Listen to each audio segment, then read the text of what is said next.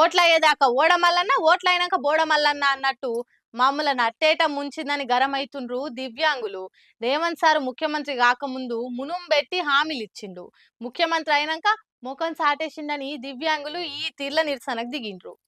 Congress party ఏడాది సంబరాలు చేసుకుంటుంటే ఎవరి కోసం చేస్తుండ్రయ్య సంబరాలు అనుకుంటా వికారాబాద్ జిల్లా కొడంగల్ కాడ అది కూడా సీఎం సార్ సొంత నియోజకవర్గంలోనే దివ్యాంగులంతా ఇట్లా అరగుండ్లు కొట్టించుకొని నిరసన చేసిండ్రు. కాంగ్రెస్ సర్కారు ఓట్లకు ముందు దివ్యాంగుల సంక్షేమానికి పాటు పడతామని చెప్పి ఎన్నో మాటలు చెప్పి దివ్యాంగుల ఓట్లు వేయించుకుంది. గెలిచినాక దివ్యాంగులను మర్చిపోయింది. దివ్యాంగులకు కంసే కం బస్సులల్ల సీట్లు కూడా ఉంటలేవు. మమ్మల్ని పట్టించుకోకుంటే ఏడాది సంబరాలు చేసుకుంటున్నారా అని కోపం చేసిన దివ్యాంగులు ఇట్లా డిమాండ్లు తిరవాలి అనుకుంటా గుండ్లు కొట్టించుకుండ్రు. కాంగ్రెస్ మీ వర్గానికే కాదే అన్నలు, అన్ని వర్గాలకు సమన్యాయం చేసే దాంట్లో భాగంగా అందరికిచ్చిన హామీలను దిగ్విజయంగా మూసిలా కలిపేసింది. ఒకరికి చేసి ఇంకొకరికి చేయకుండా చెడ్డ పేరు వస్తుందని మంచి ఆలోచనతోటి అసలు ఎవరికేం చేయకుంటే ఏ లొల్లు ఉండదు కదా అని సంక్షేమ పథకాలకు సావు దెబ్బ కొట్టి సత్యనాశ్ చేసే పనిలో దిగ్విజయంగా దూసుకుపోతుంది. కాబట్టి ఆ మహోద్యమంలో భాగంగానే ఏ వర్గానికి కూడా సంక్షేమాన్ని దగ్గరికి రాకుండా చేసుడే ధ్యేయంగా పని చేస్తుందని దెప్పి ఓడుస్తుండ్రు